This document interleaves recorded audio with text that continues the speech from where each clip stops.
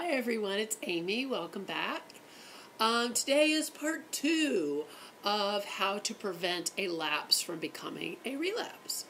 Last time we talked about some techniques that you can use so that you can prevent a lapse from becoming a relapse. We covered 3 out of the 8 that I want to give you, and today I have a couple more. So the fourth method is to design a decision matrix. I know it sounds a little complicated, but what the decision matrix accomplishes is helping you evaluate both the immediate and the delayed effects of performing a sexually aggressive act, or for that matter, any act that you should not do.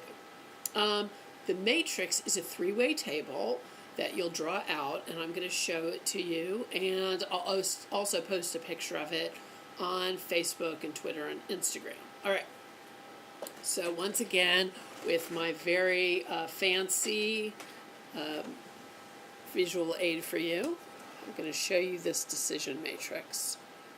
All right, might be a little hard to see. That's why I'm going to post a picture of it, but I'm going to give you the basics. All right, so right here on the top is if you refrain from committing an act. All right, and here's the immediate effects and the delayed effects.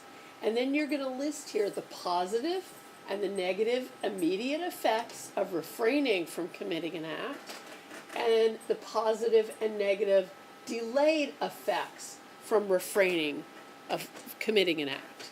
Now, should you decide, if you make that choice, to commit a deviant act, I want you to make a list of what the immediate positive and negative effects are of performing a deviant act, and the delayed effects, positive and negative, of performing a deviant act.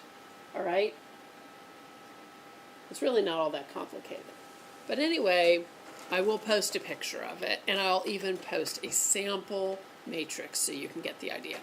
What you will end up seeing in the end is that by refraining from committing a deviant act, you will have more positive effects, both in the immediate and delayed, than you will in performing the act.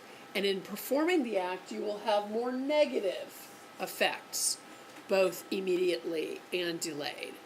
All right, you'll see that your negative column is much longer than your positive column. All right, that's one thing you can do. All right, a 5th technique to prevent a lapse from becoming a relapse is called a relapse rehearsal, which we have talked about a bit. Now, therapy is great.